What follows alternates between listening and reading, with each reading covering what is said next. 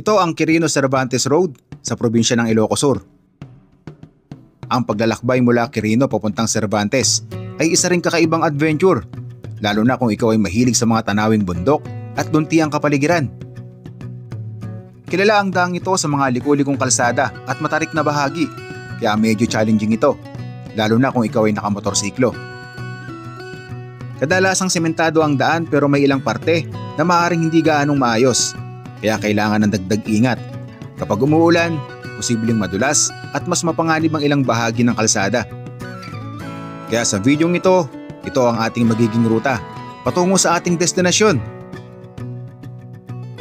Habang tayo ay naglalakbay, makikita mo ang kagandahan ng mga kabundukan at ilog na nagbibigay ng napakagandang tanawin na siguradong sulit kahit medyo mahirap ang biyahe. Madadaanan din natin sa rutang ito ang Namitpit View Deck na binansagang The Catalan. Hanggang marating natin ang ating destinasyon at isa sa mga makasaysayang lugar sa ating bansa, ang Besang Pass Natural Monument ng Cervantes.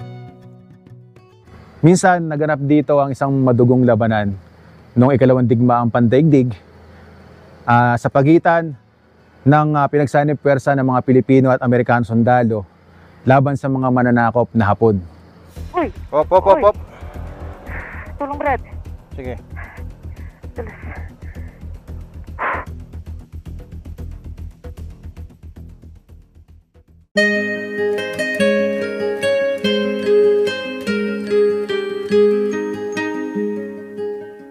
So ngayon, ang gagawin namin ni Brad, pagkatapos naming puntahan itong skyline ng Quirino, Ilocos Sur, pupunta naman tayo ngayon pababa ng Cervantes dahil pupuntahan namin ni Brad yung Besang Pass. Nung nakaraang biyahe namin ni Suki doon, hindi ko naabutan yung mismong pinaka-monument doon na maliwanag.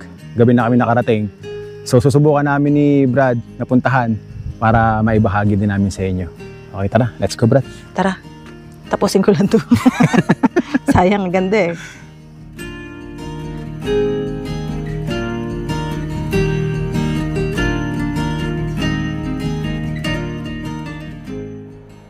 Uy, Brad, ang tarik.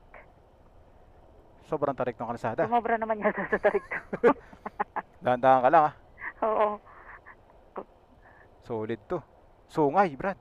Kaya nga. Ano mo yung letter C? Para siyang ano, yung paikot ng shell. Roller coaster ang dating eh. Shell. Ay. Dalawa pala yan. Kasunod. Letter S, Brad. Mapakalupit. Hello. Nalali ka lang.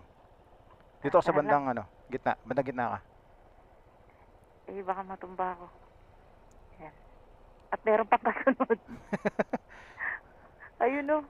Literal na tayo ay nasa langit na. Tingnan mo naman yung hulap sa kalsada. Skyline talaga, no? Abot kamay na natin ang langit, Brad. Oh. Teka, focus muna tayo. Woo, pakaganda, Brad, oh. Woo! Ganda! Hay! Guys, dinadaanan na tayo ng ulap. Abot kamay ang langit. Woo! Literal na abot kamay. Solid magmotor dito, oh. Thank you, Lord. Time check, 12:48 PM.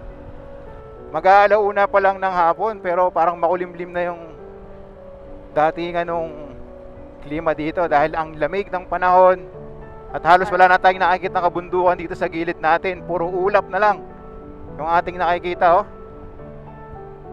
Daan muna tayo sa ulap, ha? Oo, papasok na tayo sa ulap. Woo! Grabe naman. Solid!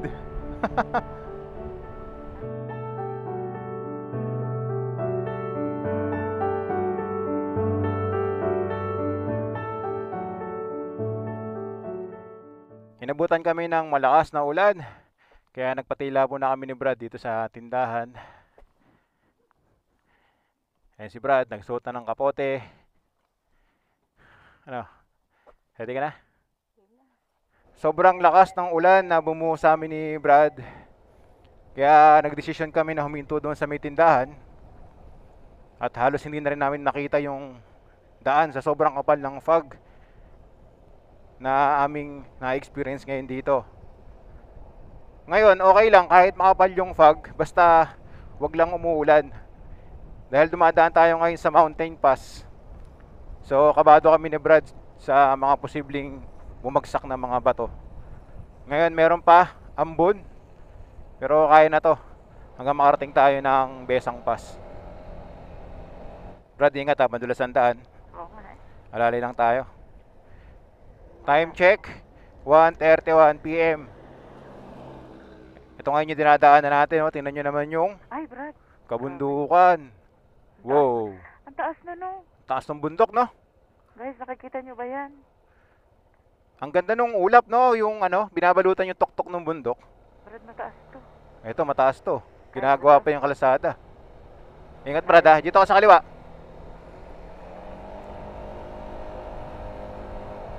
Naglalagay sila ng riprap sa gilid. Grabe, taas na. Oo. Kagubatan na ulit yung dinadaanan natin. Para tayong nasa Tinok Ifugao, no? Oo. Ganun yung datingan eh. Mositary din yung makikita mo mga puno dito eh. Ang tatayog pa, ano? Oo.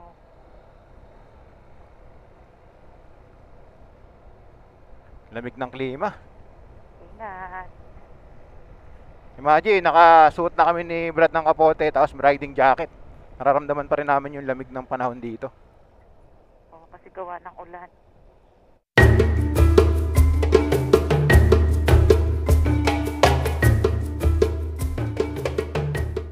Kakalula yung mga kabundukan na makikita nyo rito.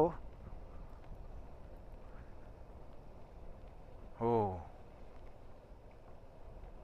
Ano ba yung putik? Dahan-dahan lang. Ah, Malumot yung daan, Brad. kaya nga eh. Ang tarik pa naman na pababa. Delikado yun. Lalay ka lang. Grabe, sunod-sunod yung Mhm. Pagkatapos nung sa Skyline View Deck, kung pupunta rin kayo ng Besang Pass, yung ruta na dadaanan nyo dito, more on pababa. Ay, lumalakas yung ulan, Brad, ah. Okay lang. Nakakapote naman tayo. Ang lakas ng tubig dito. Taas ng agos, no? Oo. Alalay lang, Brad, ang tarik yan. Mataas. Kaya Oo, taas. Grabe ang adventure to ah. Ay, lumalakas pa yung ulan. Sa mga ganitong paglalakbay natin, no? Medyo kabado kami ni Brad dahil mountain pass yung dinadaanan natin. Kita nyo naman yung mga bato sa gilid ng daan. Kaya kahit malakas ang ulan, pinipilit namin na makatawid dito. Para hindi tayo abutan ng dilim. Brad, pengi akong plastic ng yelo. Ito, Para hindi mabasa yung cellphone natin. 5 piso, matigas na. Yung piso, matigas na. Di ganun mo baka mabasa yung loob yan. Isa yun sa mga life hack ng mga rider. Ang lagyan ng plastic ng yelo ang ating cellphone. Dahil ito yung ating maps. Water resistant naman yung phone natin pero hindi talaga siya waterproof. Kaya kailangan lagyan ng plastic protection sa tubig. Okay, let's go. Brad, ang taas na nakikita kong kalsada. Kinakabahan ako. Saan banda? Ayan, dito. Hindi ko napansin eh. Dito ako. Nakatingin kasi ako sa maps eh. Be ready. Meron ba? Oo. Ay, ito. Taas nga yan. Sige, kayang-kaya yan. Sige, bra. Buelo ha. Lord, guide us po. Go. Natuyo ka lang duman. Yeah! Taas nga. Yan, check your brake. Pababa na matarik sigurado yan. Check your brake daw. Yan. Ay, legit nga. Tarik pababa. Oo. Mhm. Lalim. Grabe yung daan dito. Oo. Tinan mo yung gilid nung kalsada, yung pinaka-tabihan. Punong-puno ng lumot. Kaya nga, delikado yan. Dinadalo yan ng tubig eh. Warning, slow down. Accident-prone area. Ano kaya meron dyan? Madulas nga. Kaya pala accident-prone area to. Tapos, yung pagkakadesenyo ng kalsada, pababa, bulusok, tapos biglang kurba. So sa mga ganitong senaryo na inaabutan tayo ng ulan, talagang mapanganib. Pero kayang-kaya naman, basta mag-iingat lang, dahan-dahan lang tayo. Yan, pabilog yan Brad, ingat ha. Kaya nga, wait lang. Dahan-dahan ka lang dyan, yan, napakadelikado ng kalsada na to. Huwag kasi sigaw ah. Letter S. Ayan, tapos yung pagkaliko niya, hindi pantay naka-slant. Yun yung nakakatakot dun. Kaya pala accident prone area to. Si Brad, hindi nang sasalita. Nakapokus sa kalsada. Halong ka ba? Oo. Medyo nakakakaba talagang dumaan dito sa part na to. Lalo na ngayon, umuulan. Sige, ilalay ka lang. Sana dumulas. Agapan mo yung preno mo, baka mamaya mawalan ka ng preno ah. Yun nga eh. Kung Sakit masyadong na nga babad. ng ano ko eh. Sige, Naku po, may pababa pa. basic sa'yo yan. Nakikita ko na. Stop Wow. muna tayo doon konti, Brad. Masakit yung ano ko, palad mo? ko. Pero tinan mo naman yung tanawin na dadaanan mo dito habang tayo pababa. Kaya nga eh. Grabe yung tanawin, no? Tabi ka muna dyan. Sige, kung napapagod ka na. Yung palad ko tsaka yung tatlong daliri ko. Sakit. Yan. Ingat sa ano baka matapa ka sa lumot. Ayan. Yan. Uy. Dito sa hinintuan namin, may open area na kung saan makikita natin yung mga nakakaakit na kabundukan. Solid ng tanawin dito, guys, Tapos nababalutan din ng makapal na fog yung mga bundok sa bandang dulo.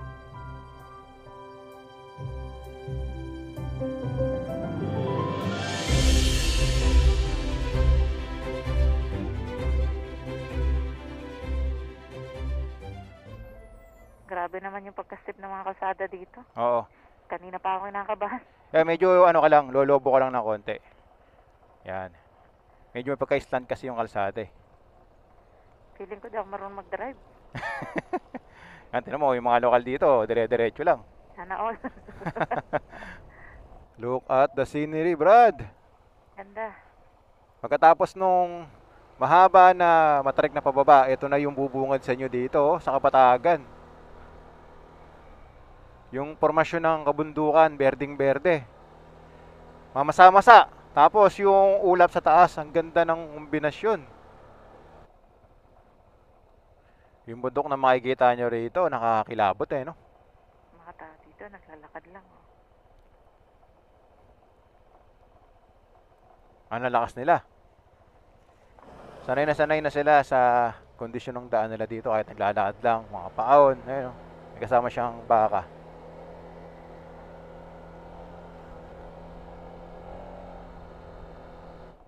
Kakaiba din yung tarik ng kalsadahan dito sa Quirino, Ilocos Sur.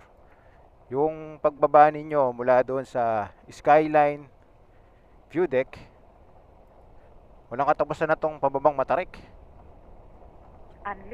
Unlimited. Kaya kung mapapansin ninyo, yung mga sign na mababasa nyo rito, check brake. Ganon. Dahil talagang matatarik na pababa, tapos yung kurbada niya talagang bilog na bilog.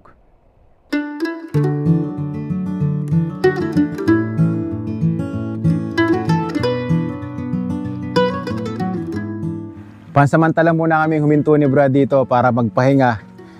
Andito na pala tayo sa Patag, pero wala pa akong idea kung sa banda roon ay meron pa tayong dadaanan na kagaya ng dinaanan natin paglagpas ng skyline.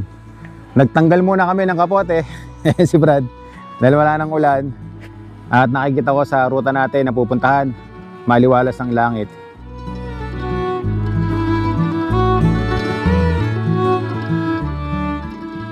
Itong spot na hinintuan namin ni Brad, makikita nyo yan. Pagkatapos nyong daanan yung matatarik na kalsada na binaybay namin, makikita ninyo open area, malawak na pala yan, nakapalibot ang mga magagandang kabundukan. Solid tumambay dito para magpahinga.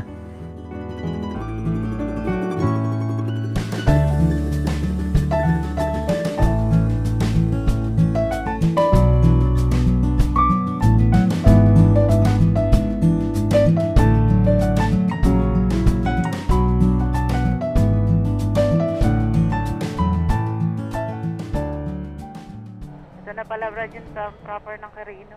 Ayan, makikita natin dito, Carino Public Market. Yung spot na pinagpahingahan namin ni Brad, malapit lang dito sa pinaka-town proper. Sa bayan po ng Quirino, Ilocos Sur. Brad, meron tayong kakaliwaan dyan. Kaliwa, Oo. Paglagpas Ito. ng van, ayan. Cervantes. Yan, Cervantes. Kaliwa tayo.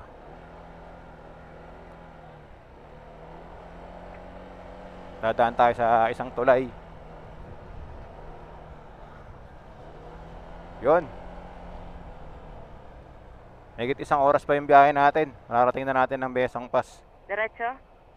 Diretso dito, sa may van.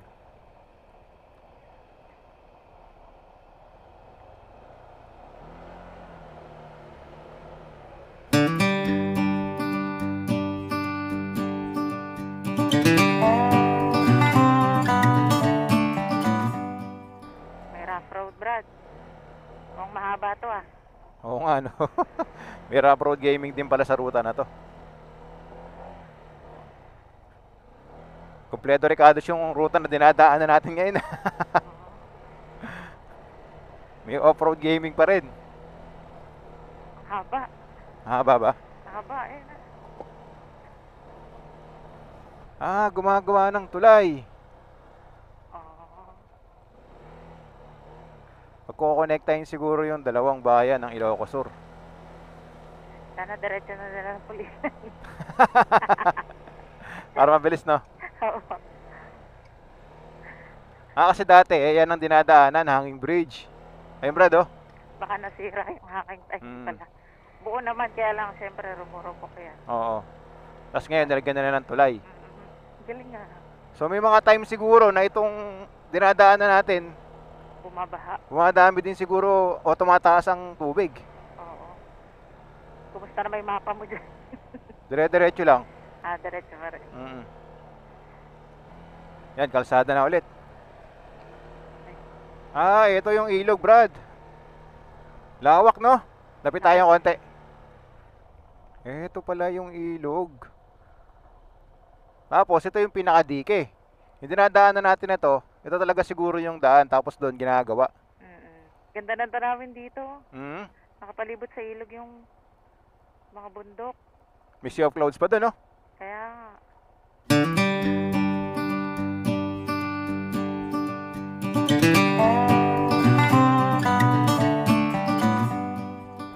Sana ba tayo dinala ng mapa natin? yung motor ko kung saan lumili ko. Putik naman tong dinadaanan natin ngayon. Puntik talaga. Ay, Uy, dulas. Wala, palala ng palala yung daan, ah. Tama pa kaya itong dinadaanan natin. sana. Palitang palit. At dahil nga sobrang lakas ng ulan kanina, ito yung resulta, putik yung daan.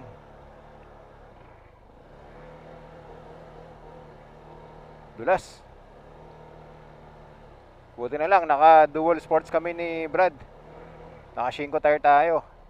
Maasahan natin yung 5 tire sa mga ganitong klaseng daan. All terrain talaga, oh.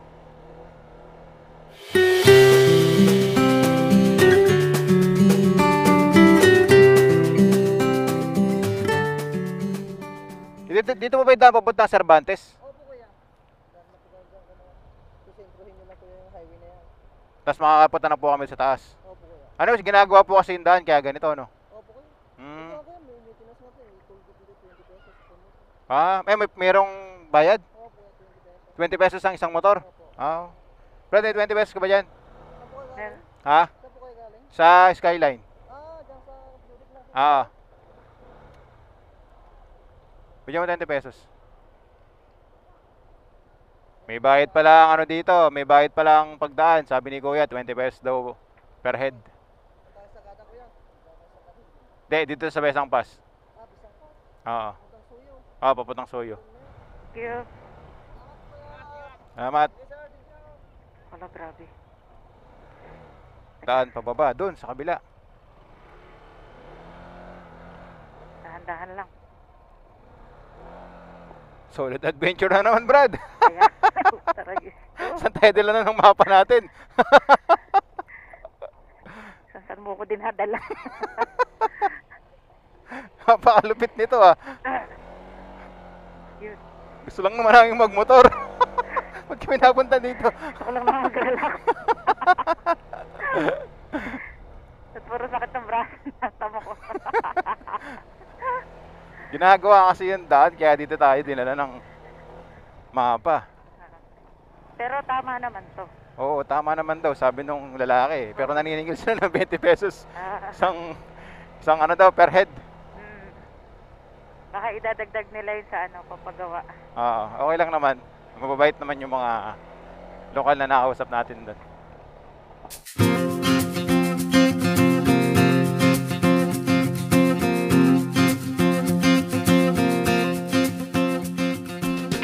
Maayos na daan na ulit yung dinadaanan namin ni Brad. At paahon ulit. Kaliwa tayo dyan, Brad. Diba? Oo, pakurbada yan. Matarik.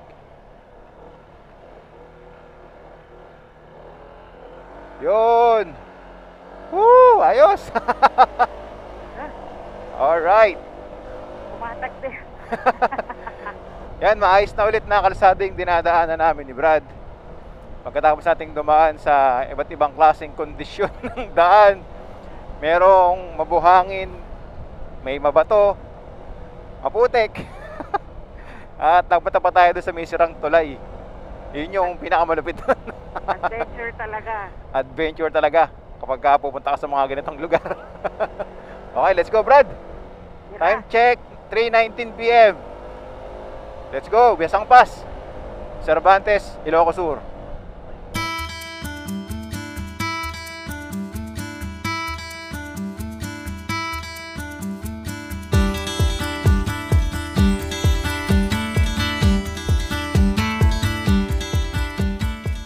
Suka dito, Brad, oh. Ang ganda. Wow!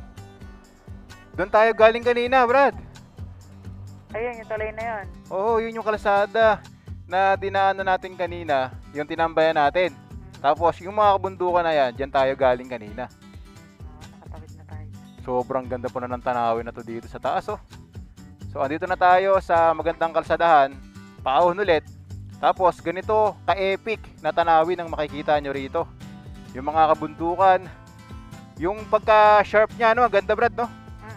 Ganda. Kung titinan mo yung pagka-sharp sa bawat gilid ng kabundukan, ang ganda ng forma, no? Nakakaakit yung tanawin na to. Makapigil din ang tanawin ng makikita nyo rito sa kalsadahan na dinadaanan namin ngayon.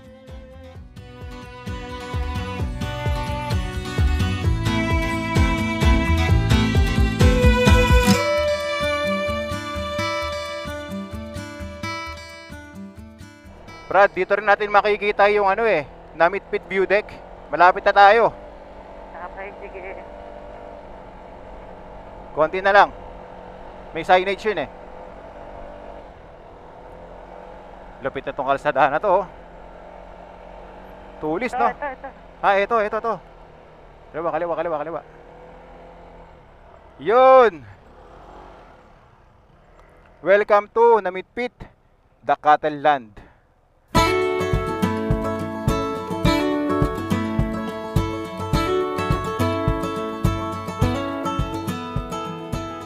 Napahinto kami dito sa may kalsadahan at nakita natin itong Namit Pit View Deck. Yan. Ito yung The Cattle Land. Makikita natin may mga baka doon. Yung itsura ng mga kabundukan na makikita nyo rito. Yung pinaka-tools niya. Ang gandang tingnan. Dito nyo makikita yung mga baka. Oh. Natakot sa akin. Yan, daming baka dito. Hello!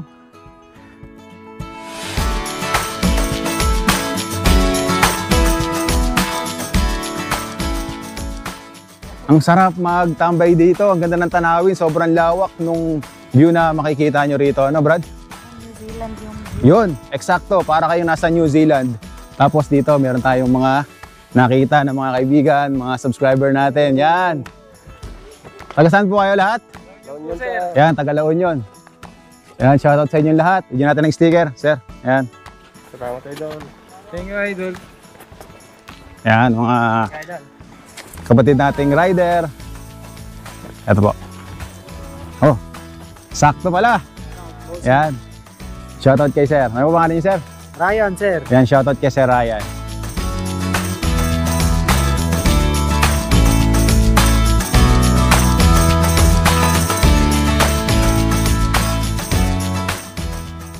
Time check, alas 4 na ng hapon. Kailangan na namin magmadali ni Brad papunta sa Besang Pass para hindi kami abutan ng dilim. Nasa kulang isang oras pa yung magiging biyahe namin ni Brad papuntang Cervantes, Ilocos Sur. Okay Brad, tara, let's go!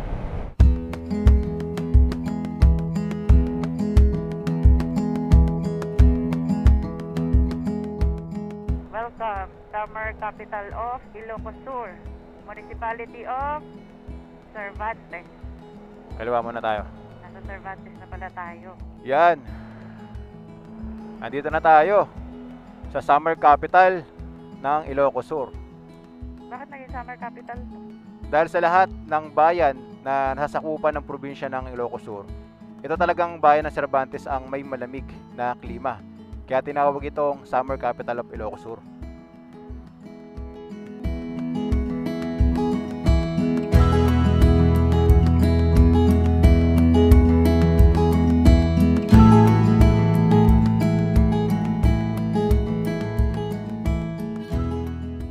Totoong summer capital talaga.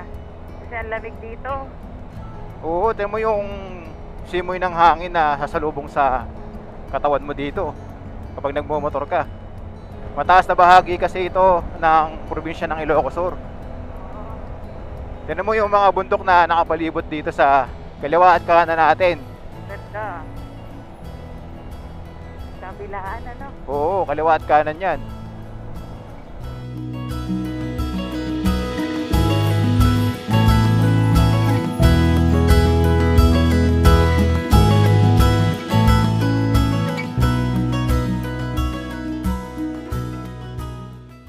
Gumagawa na rin sila dito ng arko.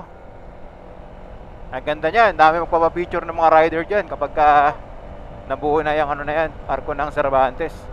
Meron na, balikan natin. Oo. Kabayo, Brad, oh. Meron din pala dito. Ano? Pantapa. Tapang kabayo. Pwede, pwede.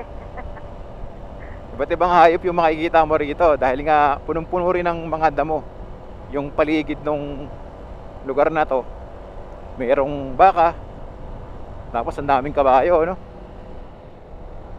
Bababa na tayo ulit, Brad. Mapapasabak na naman ang aking kamay. Tarik na kalsada gaming na naman dito sa Cervantes, Ilocos Sur. Meron tayong liliguan dyan, Brad. Yan yata paglagpas ng tulay, kanan. Yan. Maliit lang yung daan. Tama kaya to? Parang hindi totoo, dinadaanan natin. Basta sundan lang natin yung mapa. Makakarating din tayo dun. Dito ka, Brad, may bangin. Sira yung kalsada, ano? Lumubog. Marupok yung kalsada. Wala, pa din ng palit yung daan. Buti may mga bahay. Looban na itong dinadaanan natin. Napakalupit ng ruta na dinadaanan natin ngayon, Brad. Parang ano to, pauwi ng Pulilan. Ang ganda, oh. Ay, wow! Ganda, no? Oo. Parang painting na drawing na hindi mo maintindihan. Alam mo yung mga nakikita natin sa magazine dati, no? Mga poster.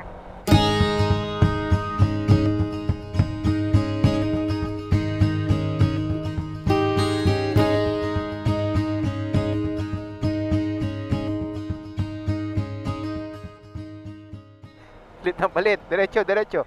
Saan dyan? Diyan. Saan dyan? Sa kanan. Left or right? Ito? Ah. May aso. Oh. Sige, tawid. Ito dyan yung mapa, we. Ayan ba?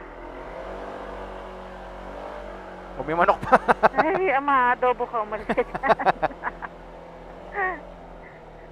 Diretso. Kaliwa. Pinasukan natin na to, Brad. Grabe ah. Saan tayo dala ng Google, ah. Meron tayong kakananan dyan pagtaas, eh. Kanan. Shortcut, Brad. Shortcut to. Shortcut pa to. Oo, kakanan tayo dyan.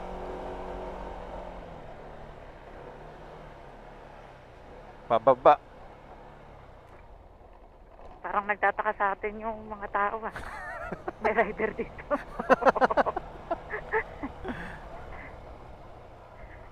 Yan. Yun yun, sa may dulo, kakanan tayo dyan. Kanan. Oo.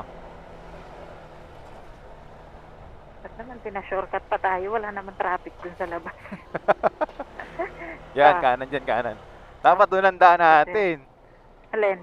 Dire-diretso kanina. Ayun o, ganda ng kalsada. Ganda lang ng kalsada rito. Ano ka ba naman, Google Map? Di naman kami nagmamadali.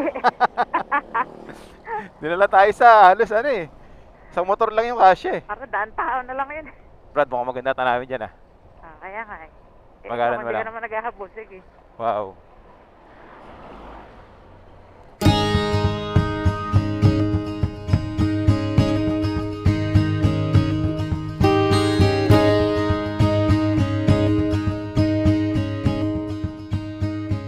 Nakapahinto ulit kami sa isang diretsyong kalsada na to na dinadaanan natin.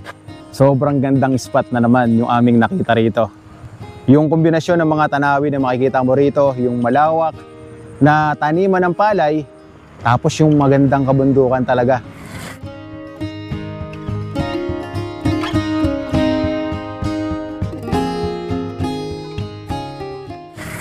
Nakapaikot yung mga kabundukan dito na makikita ninyo. Ano, Brad? Solid, no? Talagang mapapahinto ka kapag nadaan ka dito, eh, no? Yung tipong talagang dadamihin mo yung napakagandang tanawin na makikita nyo rito habang kayo ay nasa biyahe.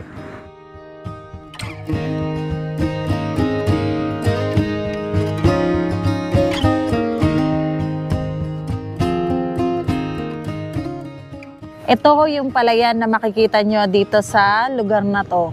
Hindi lang palayan, meron pang magandang bundok. Meron sa kaliwa, syempre meron din sa kanan.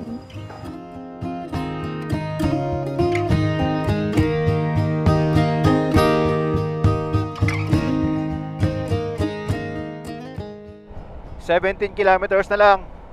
Mararating na natin yung pinaka Memorial Park dito po sa Besang Pass. At itong dinadaanan natin na kalsadahan ngayon, ito po yung Tagodin, Cervantes, Sabangan Road, o mas kilala ng lahat na Besang Pass. Grabe yung kalsadahan dito, literal na bitukang manok. Oh. Tingnan nyo sa mapa natin, pulupulupot. Kaya kahit na gusto naman namin ni Brad na magmabilis, hindi namin magawa. Napakalupit ng mga twisties dito. Walang katapusan, no? Tingnan nyo sa mapa. Parang spring ng notebook eh.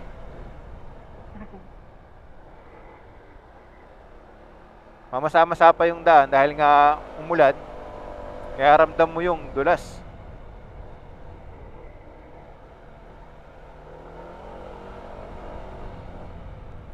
Kaya nag-aalalay na lang kami ng takbo ni Brad.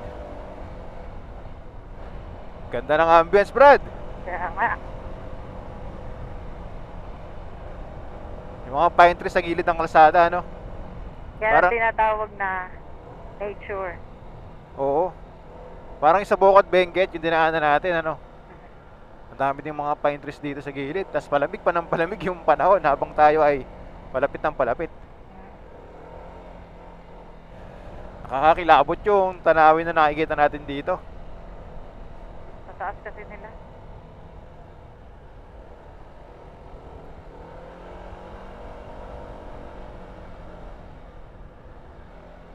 Yan, blind spot yan, Brad.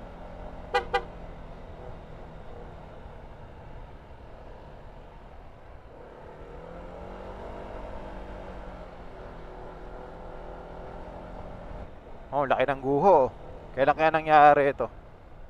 Laki din ng damage, no? Oo.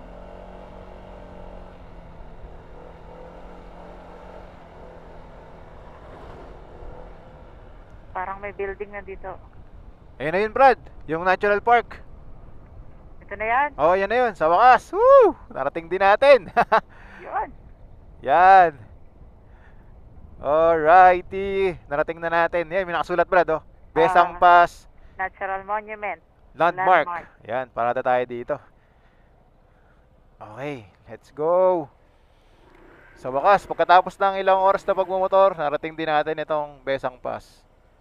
Bago kayo pumasok doon sa pinaka-park, kailangan nyo muna dumaan dito para magbayad ng entrance fee. Yan, 10 pesos yung entrance fee dito. Yan. Kailangan nyo lang mag-register. Then after that, yan, makakapasok na tayo dito sa isa sa makasaysayan lugar sa ating bansa. Ito ang Besang Pass Natural Monument, isang makasaysayang lugar sa Pilipinas na matatagpuan sa bayan ng Cervantes, lalawigan ng Ilocos Sur. Ang lugar na ito ay sumisimbolo sa katapangan at sakripisyo ng mga Pilipino dahil dito naganap ang isa sa mga pinakamahalagang laban noong ikalawang digmaang pandaigdig noong taong 1945. Sa lugar na ito natalo ng mga gerilyang Pilipino at sundalong Amerikano ang mga pwersang Hapon, kaya ito ang naging daan sa pagkakapanalo ng Allied Forces sa Hilagang Luzon. Ang Besang Pass Natural Monument dito sa Cervantes ay isa sa mga nagpapaalala ng kagitingan ng mga sundalong lumaban at nag-alay ng buhay para sa kalayaan ng bansa.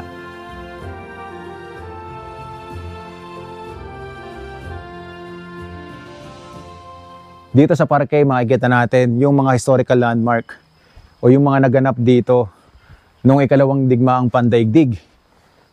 Ito yung mga statue na makikita nyo rito. Yan. Ito naman yung sa kabila. At kung gusto nyo namang mabasa yung pinaka-history ng lugar na to, yan, mababasa nyo dito sa wikang Ingles. Hindi lang yung magagandang tanawin o yung mga pagkain ang naibabahagi namin sa inyo, pati itong makasaysayang mga lugar na makikita natin dito sa ating bansa, kagaya nitong Besang Pass na pinilit namin puntahan para maipakita namin sa inyo kung ano yung itsura at gusto rin naming makita. Dahil itong lugar na kinakatayaan natin, minsan naganap dito ang isang madugong labanan noong ikalawang digmaang pandaigdig sa pagitan ng pinagsanib pwersa ng mga Pilipino at Amerikano sundalo laban sa mga mananakop na Hapon.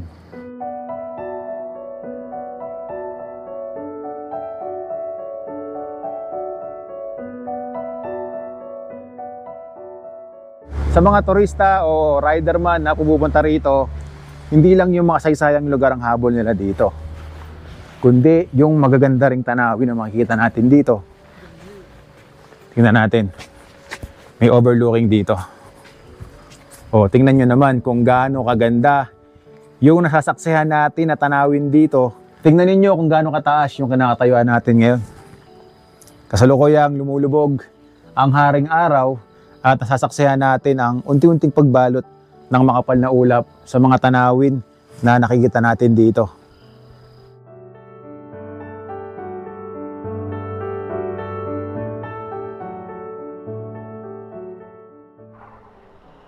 Tingnan nyo yung kondisyon ng daan na dinadaanan namin ngayon ni Brad. Nakikita mo pa ba ako? Siyempre, Ah, halos mag zero visibility na yung kapal ng fog sa kalsada. pero may araw dun, no? Natatakpan nga lang. Mataas kasi yung part na to, kaya talagang binabalutan ng makapal na fog, lalo na pagkaganitong oras na. As in, skyline talaga, no?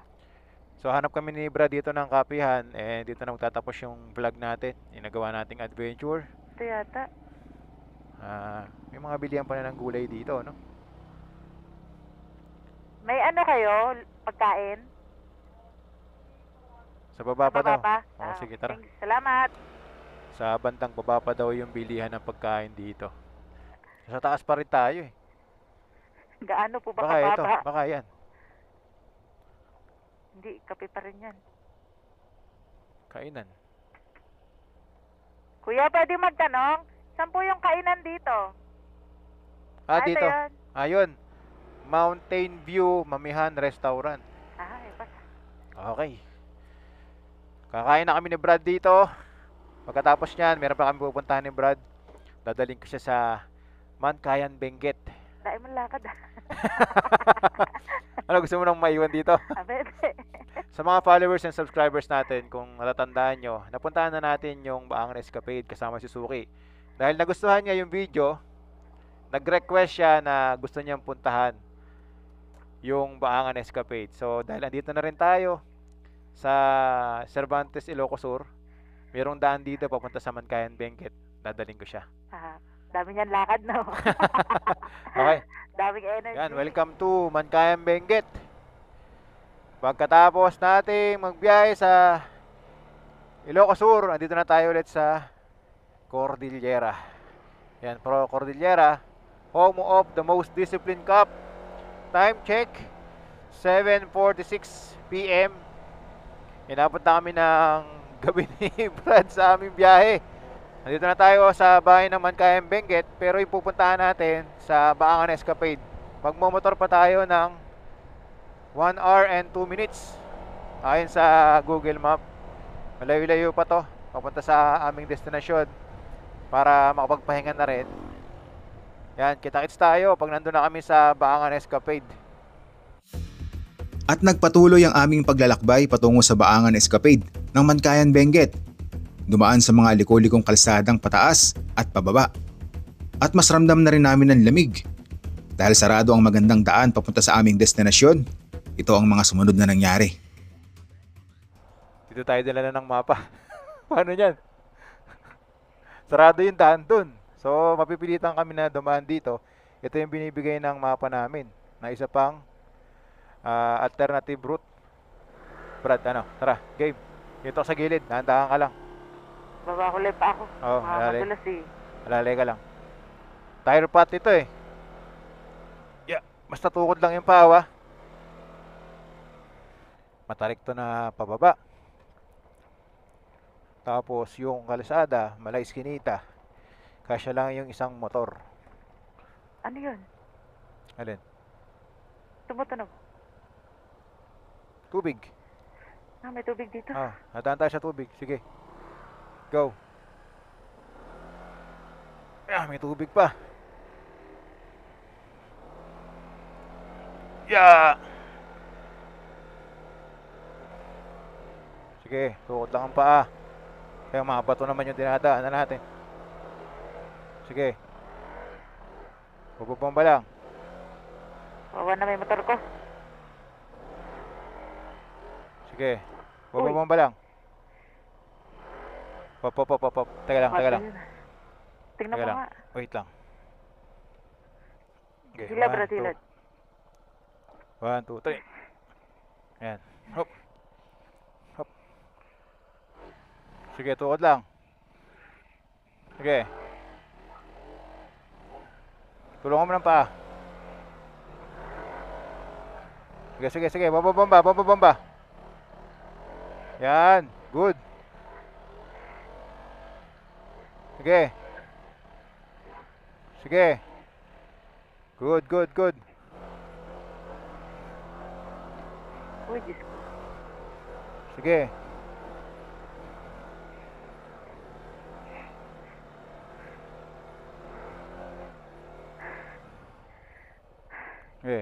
Kaliwa. Pahinga ka muna. Tulak mo ako, Brad. Ito na lang, tulak mo lang ako isa. Makaahon lang ako dito. Okay, 1, 2, 3, 3, go. 1, 2, atras, 1, 2, 3, go. Sige. Okay. Tutulungan mo ng paa. Yan. Sige. Sige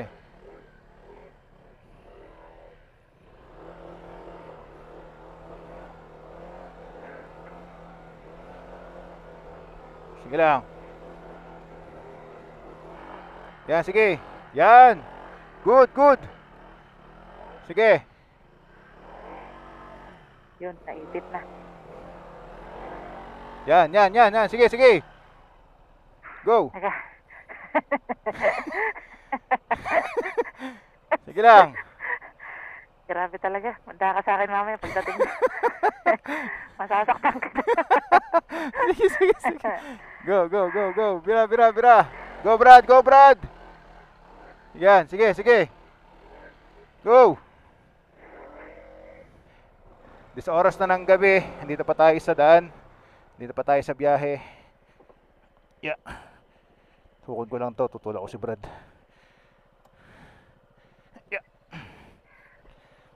Ready? Bilang ka. 1, 2, 3, go. Go. Sige. Sige. Yan. Ah. Uy, Diyos me. Tignan nyo yung mga bato na dinadaan na namin. Huwag lang sanang tamaan yung makina namin. So far, ito yung pinakamalupit na adventure na experience ni Brad. Ako. Meron ulit? Mm-mm. Putik. Totoo ba itong dinadaanan natin? Oo, ito yung mapa eh. Yung dulo, tingnan mo yung dulo. Yan, ito na yung dulo. Pag andun, papuntang Amam Beautic. Sige, 21 minutes.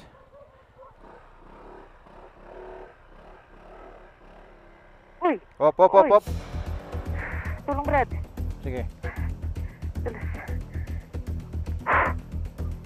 Sa mga oras na to, pinanghinaan na kami ng loob ni Brad na ipagpatuloy pa ang pagpunta sa aming destinasyon. Ramdam na namin ang pagod at posibleng disgrasya na aming abutin dahil sa kondisyon ng daan na aming dinadaanan. Mas minabuti ko nang bumalik dahil inaalala ko din ang kaligtasan ni Brad. Hirap na din siyang daanan ang malalaking bato at madulas na putik.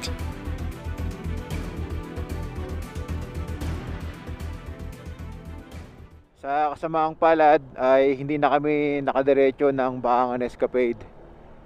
Dahil grabe yung dinanas namin ni Brad doon. Hindi tayo nakatagos dahil nga sobrang putik ng daan. At lahat halos ng mga posible na daanan namin ay sarado. So dahil 10 oras na rin ng gabi, ngayon ay 10:49 na ng gabi. Malapit na mag-alas 11, nasa biyahe pa rin tayo. Kaya ang napagkasunduan namin ni Brad ay pupunta na lang kami ng Baguio. Doon na lang kami mag-overnight stay para mapagpahinga. Talagang ramdam na namin yung pagod. Ngayon, bumabiyahe pa kami ng 2 oras mahigit papuntang Baguio. Dumadaan tayo ngayon sa Alsema Highway. Halos kami na lang ni Brad ang dumadaan dito sa kalsada na to. Brad, nasan tayo ngayon? Sa Atok Benguet. Atok Benguet, Alsema Highway. Imagine, alas 12 ng madaling araw, dumadaan tayo sa isa sa mga pinakadelikadong kalsada sa Pilipinas. Tingnan nyo naman yung fog, ang kapal. Dito talaga sa part ng Atok Benguet, sa Alsema Highway, grabe yung fog dito. Kahit na araw, pag dumadaan tayo dito, minsan na-encounter natin yung ganito kakapal na fog. Na talaga kaming nakakasabayan dito sa Alsema Highway. Kahit yung mga nagde-deliver ng gulay, yung mga truck na nagdadala ng mga dumi ng manok, na pangkaraniwan yung makakasabayan dito sa Alsema Highway. Wala talaga. Yan, titingnan mo na lang yung guhit sa gilid na kulay puti, saka yung dilaw na guhit sa gitna. Palatandaan lang para di ka mahirapan mag-drive. Dahil pahirapan na talagang makita yung kalsada, halos zero visibility na tayo dito. Hindi ko makakalimutan to. Yun, may nakasalubong na tayo. Yan, Ano ba dalawa yan? sila. Parang may Armalite sa taas. May Armalite. Ito, truck, meron. Mabibilang mo na lang yung makakasalubong mo dito pag ganitong oras pala, ano? Sa pabalik-balik natin dito sa Alsema Highway, iba't ibang panahon na ina-encounter natin. Merong tirikang araw, merong katamtaman lang, merong maulan din. Nakaka-encounter din tayo ng makapal na fog sa umaga. Pero ito talaga yung hindi namin makakalimutan ni Brad. Yan, no? Para tayong ano na, papasok sa portal. Magmamotor pa kami ni Brad ng 1 hour and 12 minutes para maparating ang Baguio.